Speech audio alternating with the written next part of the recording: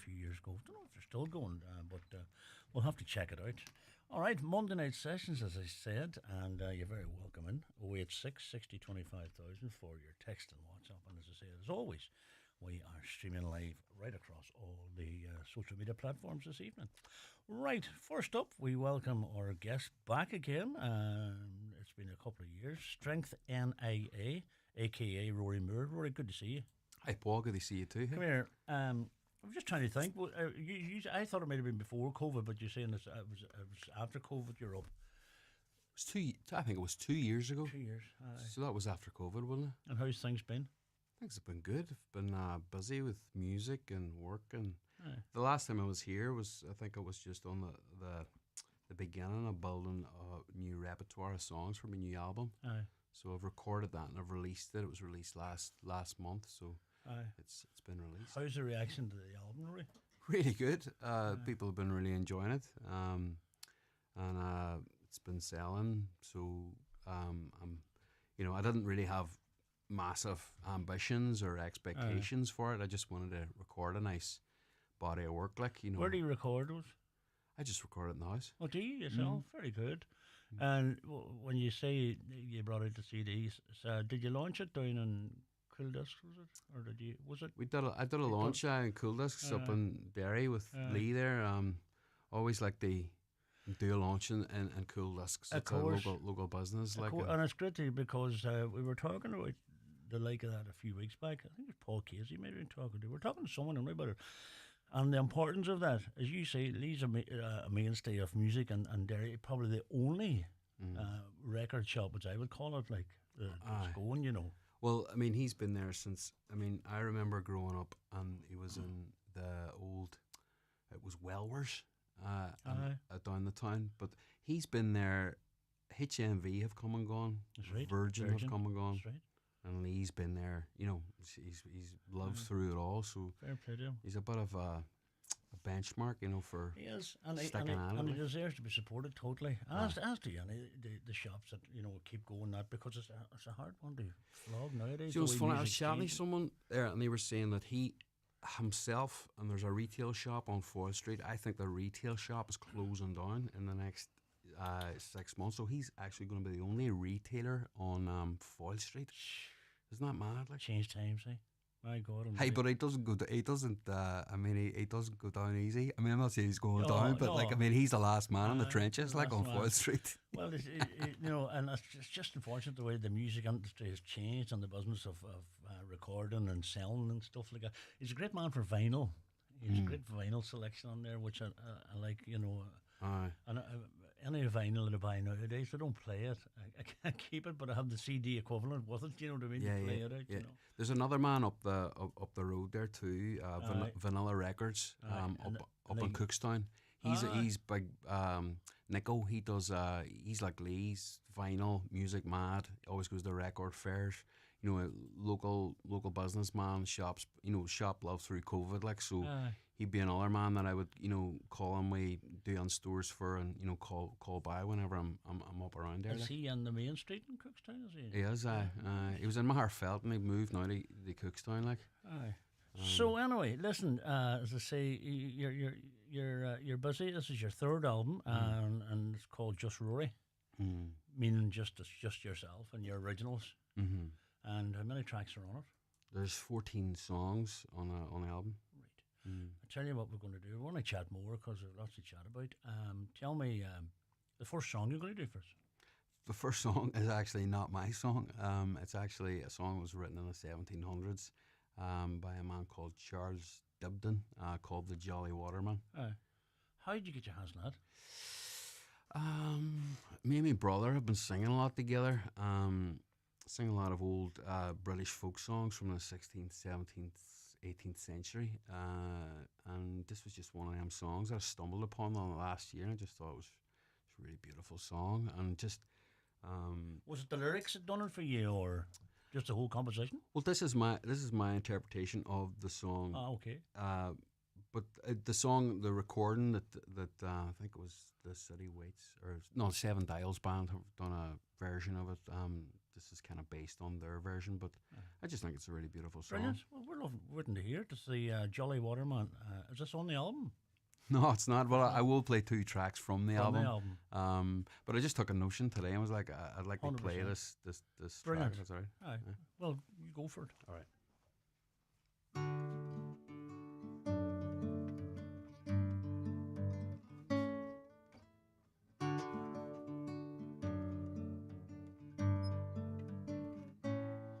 And did you not hear of the jolly young waterman who at Blackfriars Bridge once used to ply?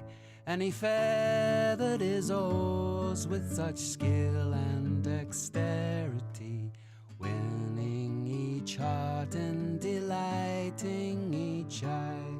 He looked so neat and rowed so steadily, the maidens all flocked to his boat so readily. And he eyed the young rogues with so charming an air. He eyed the young rogues with so charming an air, that this waterman ne'er was in want of a fair.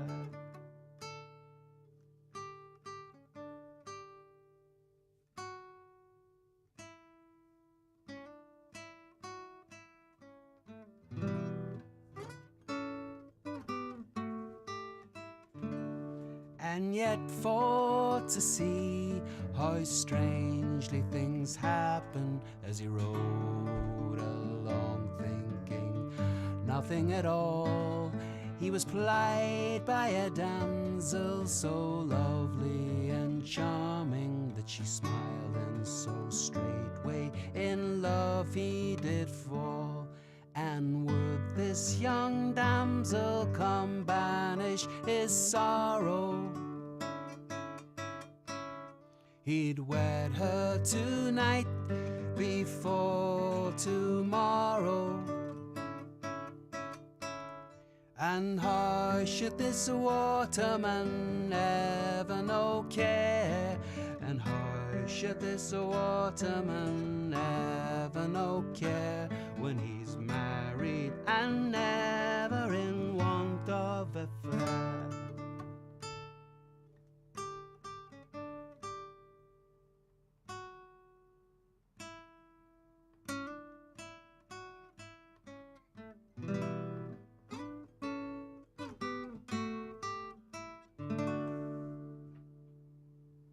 Yes, well done. Well done.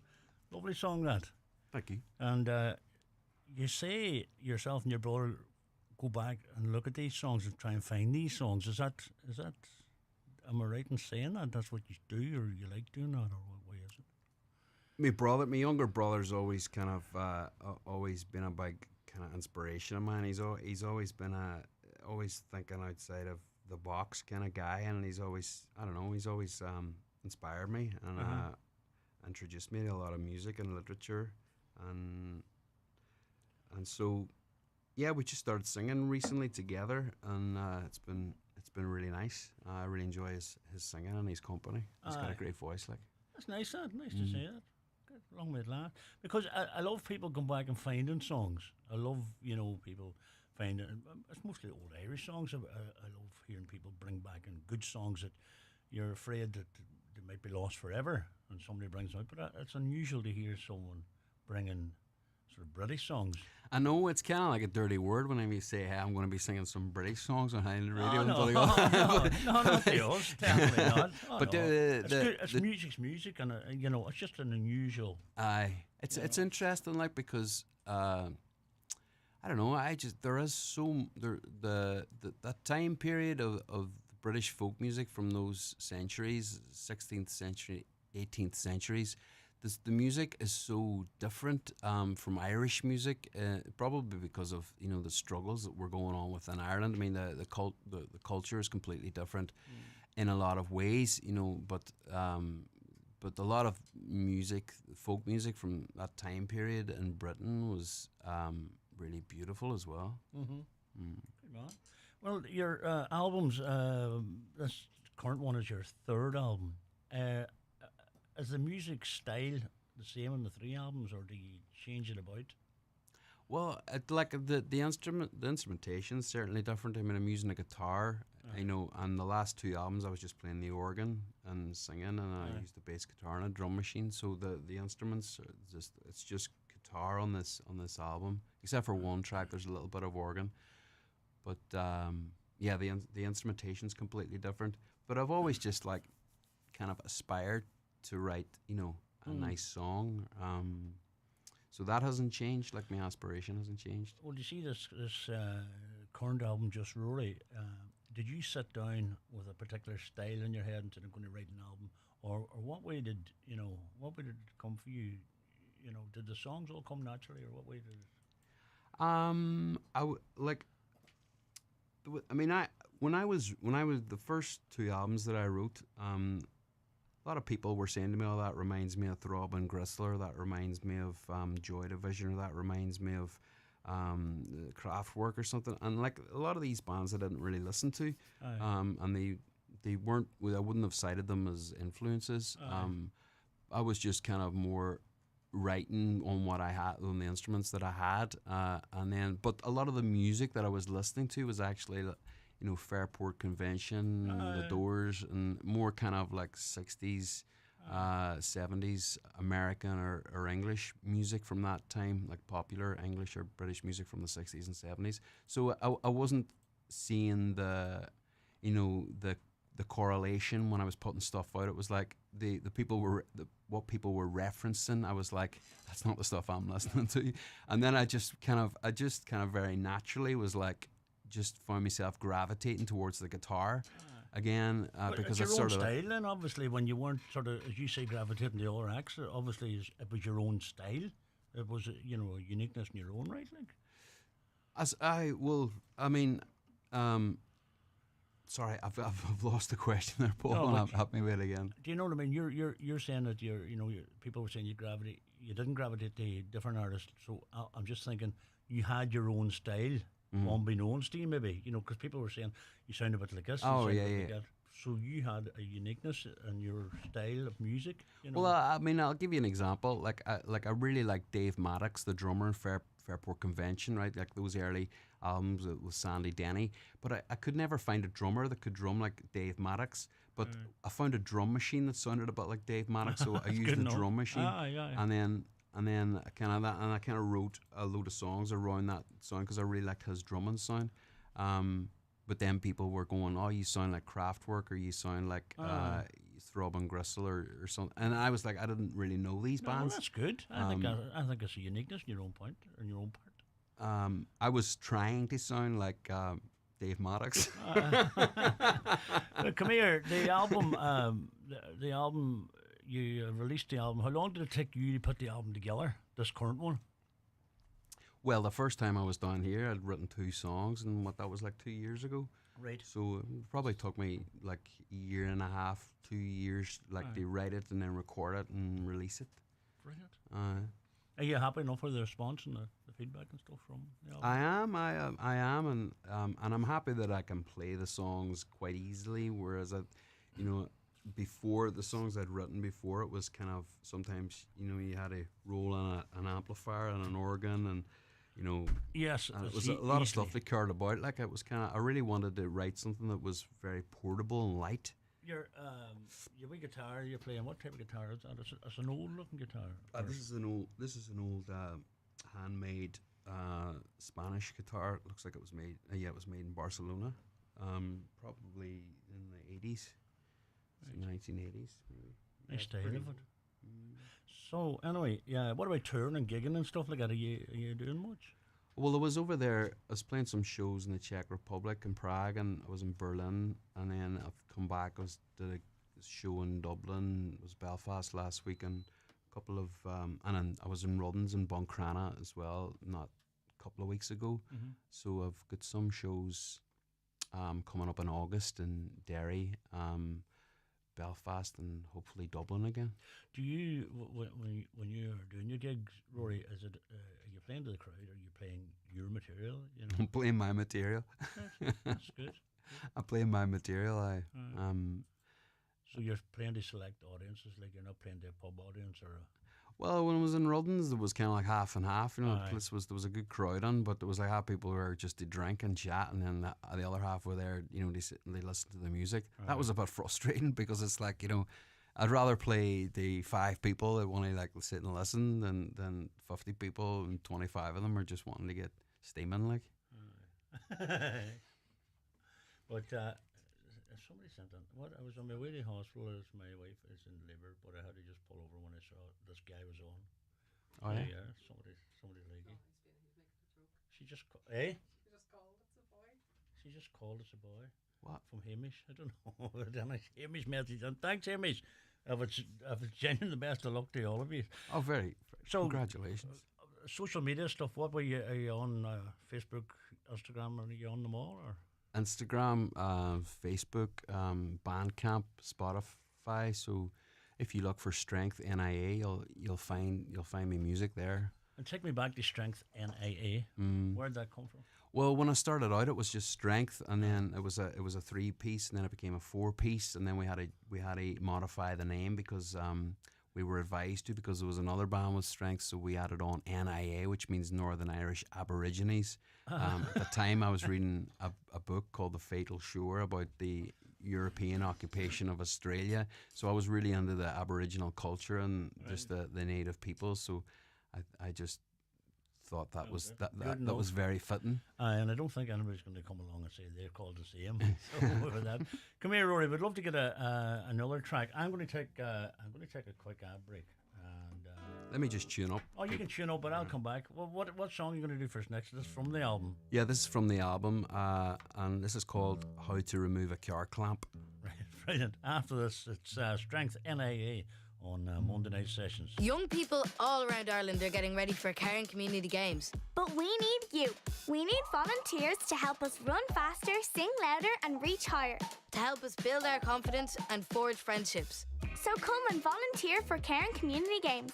Because together, we're all in. Play your part at cairncommunitygames.ie.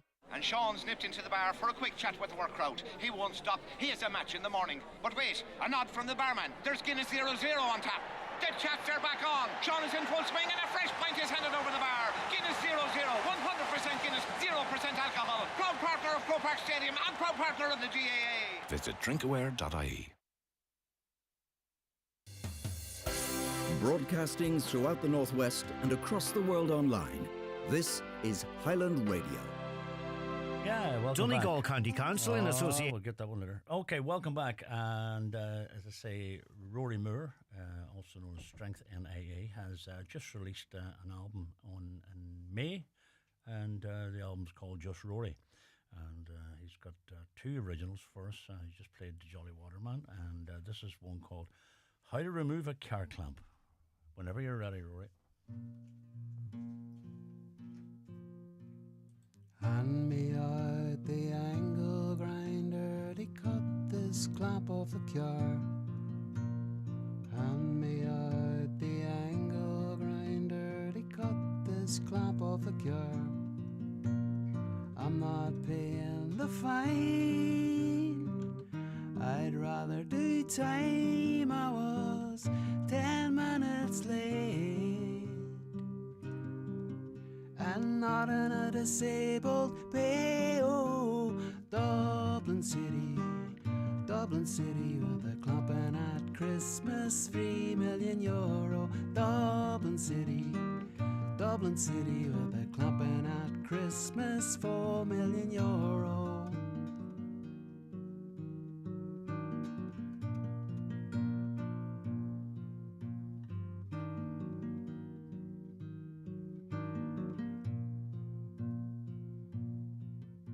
I sold €80 a strength merch down at the Merchy Christmas market. More than some, but not as more than others down at the Merchy market. So I'm not paying the fine. I'd rather Father due time, I was 10 minutes late,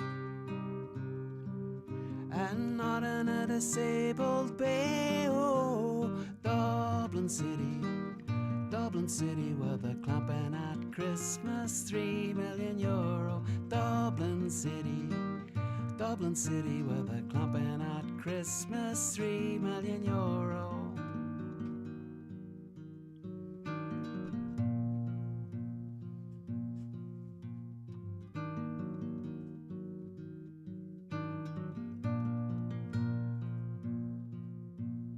Hand me out the hacksaw, I'm gonna cut one link off the chain. But do not damage the clamp, they cannot throw me in jail. I was reading about it online. Clamp cutting is a fine line. I was 10 minutes late, and not in a disabled bay. Oh, Dublin City, where they're clamping at Christmas, €3 million.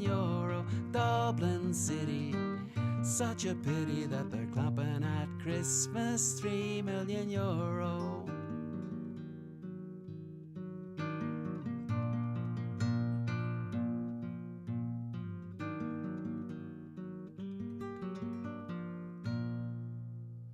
Yeah. That's the scourge of car clamps in Dublin City.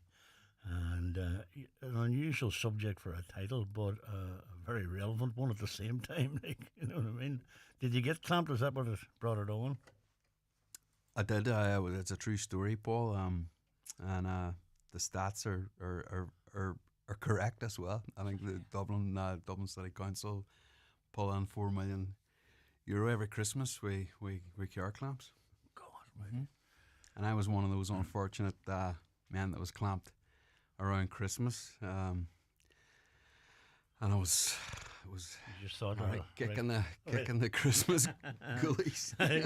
Well, I must remember that on Wednesday because we're heading to Dublin on Wednesday. We keep away from the car clampers.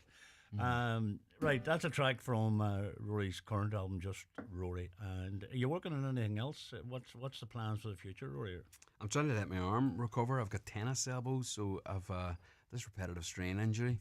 I'm trying to not take on too, because I really enjoy busking as well, busking music, and I just overdid it there when I was over playing in Eastern Europe. I was playing gigs and I was busking and I was doing open mic nights, and I just overdid it. So I'm really just letting myself recover before well, I'm playing in August, but I just wanted to take July off pretty much just to let myself recover. What's the music scene like in Eastern Europe? It's I mean, they have great. I think if you go away anywhere, you're exotic. I mean, anyone comes over from Eastern Europe or from Germany and plays a gig up in Sandino's in Derry, it's like, oh, we're going to see this because it's over from Berlin. So you go over there and you're an Irish person, it's like, oh, this Irish man's playing, or whoever, Right, okay. So you're at an advantage when you start. Do you know what I mean? So when you're sometimes I think when you're in your home land, it's kind of harder to kind of get the breaks because there's everyone knows each other and people are competing to get into the places, so when you go away, it's in some ways it's nicer to get a bit of a reprieve and just a bit of space and because you're on the mainland in Europe, you can go across the borders pretty quickly, where I think in Ireland sometimes it can feel a wee bit claustrophobic as much as I love it. Do you find the music scene in Ireland for original artists has improved, or what way do you see it? For people playing their own originality. No, I think Ireland, you really have to earn your place here. People are really tough on any walk of life. I think you have to really etch it out. And someone I really admire is a guy called Jinx Lennon from Dundalk, because he's been playing original music since the late 90s, and he's still doing it. He's still at it. He keeps going, and he's finally kind of broken through in the the Irish. You know, he's recognised now as. I heard his name. There you go. He's a bit of a national treasure now. Like, but he's a great example to people that want to create, you know, original work, original music. Well, just for young people listening on, that you know, and we do see a lot of it here. We see an increase in people writing original stuff, and I think it's brilliant. And a fair play to the venues that can accommodate that, because it's you know, we need more music. But anyway, listen, hey, it's been an absolute delight as always, and it's nice to see you back. The album's called Just Rory. Where can people get it, Rory? I would encourage people to shop local, so buy it in Cool Discs in Derry, or Vanilla Records up in Cookstown, or they can buy it on Bandcamp. If they search Strength N.I.A. on Bandcamp, or they can stream it on Spotify. But you know, it's always good to support. Absolutely, support bands, support local music, and support bands is right. The final track, Rory, from the album. This is a song called God. What is it? God of the Gas and Fog. Paul? Give us the background to that. Oh, so you know, like, are you a musician? No. Right. So I think part of the thing about being a musician is that, you know, when you're on that creative space, when you're creating, you kind of like, you're a bit of a shapeshifter, because you're kind of like moving with melody, and then things are coming out of you, and you're forming work. You know, if you're like a painter, you're doing the same. If you're painting an abstract picture. So I think this song is, you know, came out of that process when I was jamming with a band that I was in at the time, Red Organ Serpent Sound, and the song was written during a jam, or it sort of evolved during the jam, but it was a pretty kind of shape-shifting experience. So I don't really know what it's about. It's just kind of moved through me. Right. Well, sure. Listen, we're looking forward to hearing it whenever you're ready.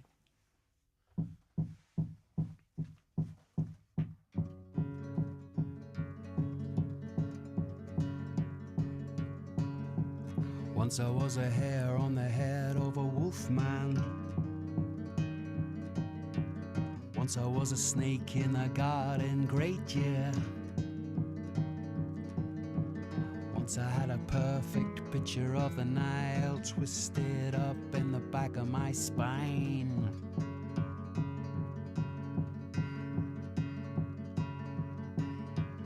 Once I was a sea dog, once I was a scarecrow. Once I was a genie swimming in a wine glass. Once upon a time at the volcano, I had to let it all go.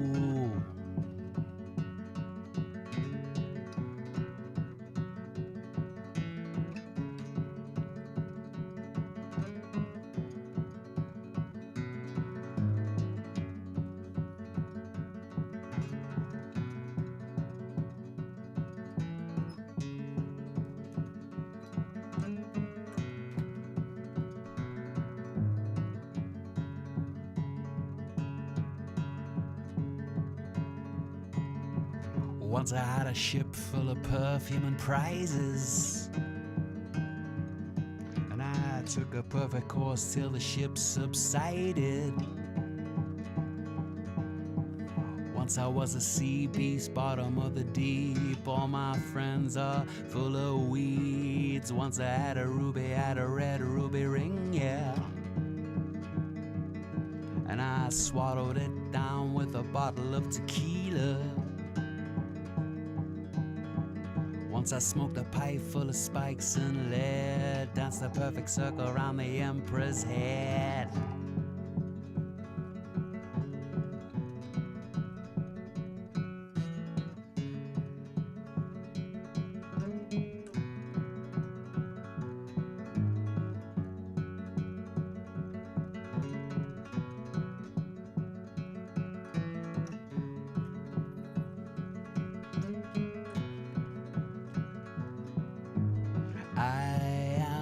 God of the gas and fog, I'm God of the gas and fog. I am the God of the gas and fog, I'm God of the gas and fog. I am the God of the gas and fog. I am the God of the gas and fog.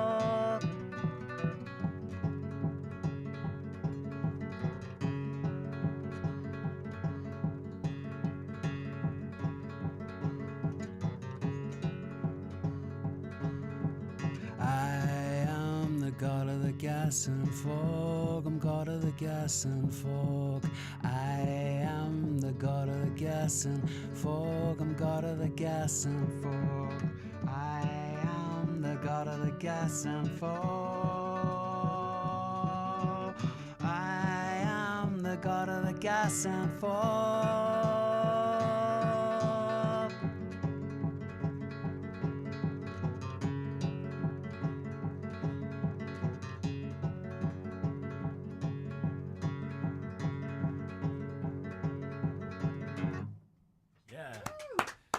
God of the Gas and Fog, and that is Rory Moore and Strength N.I.A. and track from his current album, Just Rory, which is available in the shop, in good record shops, as they say, and on the Bandcamp. And if you can support Irish music, it'd be great. Rory, where can people catch you next? Where did you say? Next month? August? I'll be Derry up in Bennigan's, I think on the 22nd of August. The best of luck. Rory, thanks for joining us. It's a pleasure. And hey, you'll be back again soon. Thanks, eh? Rory Moore, thank you very much. Thank you. Broadcasting throughout the Northwest and across the world online, this is Highland Radio. Your voice, your station.